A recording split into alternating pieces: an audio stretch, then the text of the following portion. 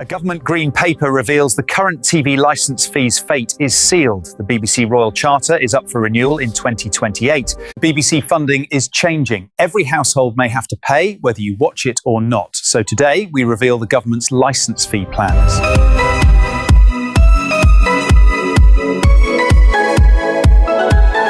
2028 marks the end of the current TV licence structure. There are 4 possible plans under consultation, and one will astound you. The government has officially ruled out one thing, funding the BBC through general taxation, so your income tax isn't going to pay for EastEnders. Instead, 4 radical options aim to future-proof the BBC, and whichever is chosen could affect every household's wallet. So let's break them down. Option 1 is what insiders call the progressive fee. Currently, a millionaire pays the same £174.50 as a pensioner in a bedsit. This reform plan scraps the flat rate, making fees means-tested, possibly through council tax bans or even direct assessment of household income. The pro? It's socially fairer. If you're on the breadline, your fee drops significantly or perhaps disappears entirely. The con?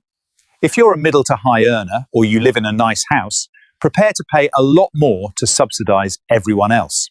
It will also mean the government will need more access to your financial data to calculate what you owe.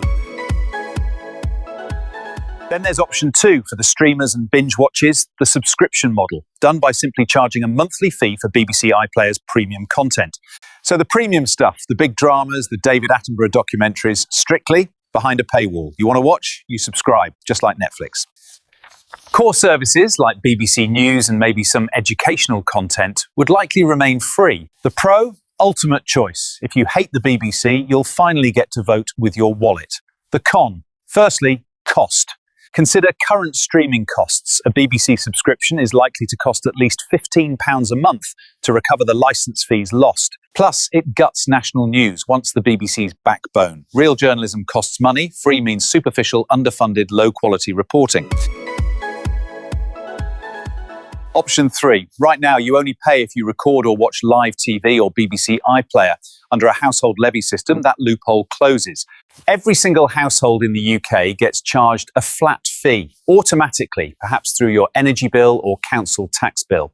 The pro? It guarantees massive, predictable, stable funding for the BBC. It also prevents evasion and stops the freeloader argument. The con? It feels like a mandatory tax for a service you might never use. Thankfully, this option is pretty much ruled out already. The 4th and final main option in the Green Paper is shifting towards commercial funding, in other words, adverts. The pro? It either replaces the TV licence or significantly reduces it. Adverts pay for the content, not you, the viewer.